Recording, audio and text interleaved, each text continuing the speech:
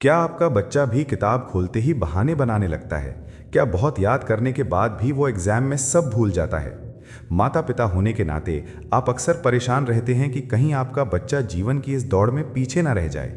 आप सोचते हैं कि शायद ट्यूशन की कमी है या बच्चा जानबूझकर मेहनत नहीं कर रहा। लेकिन क्या आपने कभी गौर किया है कि कमी बच्चे की लगन में नहीं, बल्कि उसके आसपास की ऊर्जा और आपके द्वारा अनजाने में की गई एक छोटी सी चूक में हो सकती है?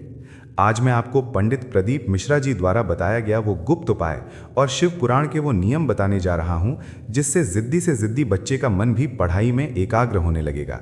इस वीडियो को अंत तक बहुत ध्यान से देखिएगा, क्योंकि आज जो जानकारी मैं आपको दूंगा वो आपके बच्चे का भविष्य बदल सकती है। पंडित प्रदीप मिश्रा जी अपनी कथाओं में अक्सर कहते हैं कि विद्या और बुद्धि के लिए केवल मेहनत ही काफी नहीं है, उसके साथ ग्रहों की अनुकूलता और महादेव का आशीर्वाद भी जरूरी है।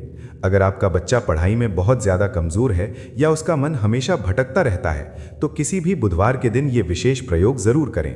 इसके लिए आपको बाजार से थोड़ा सा शुद्ध शहद लाना है। बुधवार की सुबह स्नान आदि करके बच्चे को साथ लेकर शिव मंदिर जाएं। अब बच्चे के दाहिने हाथ की जो बीच वाली उंगली होती है, जिसे हम मध्यमा उंगली कहते हैं, उस पर थोड़ा सा शहद लगाएं। अब बच्चे से कहें कि वो शहद शिवलिंग पर उस स्थान पर लगाए जहां माता अशोक सुंदरी का वास होता है, यानी शिवलिंग की जलाधारी के बीचों बीच जो मोटी उभरी हुई लाइन होती है। शहद लगाते समय मन में बच्चे का नाम और उसका गोत्र जरूर बोलें और महादेव से उसकी बुद्धि तेज करने की प्रार्थना करें। इसके बाद उसी उंगली से थोड़ा सा शहद वापस लेकर घर आएं और बच्चे की जीभ पर लगा दें।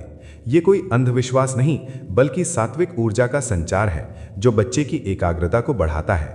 लेकिन क्या सिर्फ उपाय काफी हैं? बिल्कुल नहीं।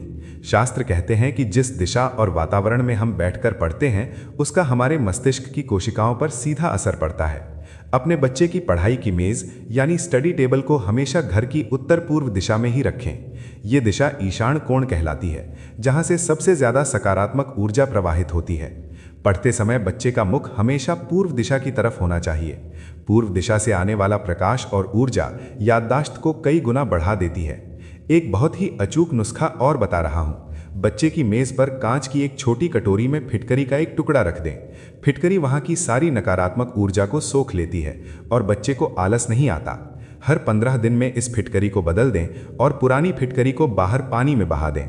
अक्सर माता पिता एक और बड़ी गलती करते हैं, वो है घर के मंदिर और स्टडी रूम का तालमेल। बच्चे के कमरे में माता सरस्वती की एक छोटी सी तस्वीर या मूर्ति जरूर रखें, लेकिन ध्यान रहे कि मूर्ति खंडित ना हो। रोज सुबह बच्चे से कहें कि वो पढ़ने बैठने से पहले माँ सरस्वती को प्रणाम करे और ओम ऐम रीम क्लीम महासरस्वत्यै नमः का कम से कम 3 बार उच्चारण करें। ध्वनि का ये कंपन दिमाग के सुप्त हिस्सों को जगाने का काम करता है।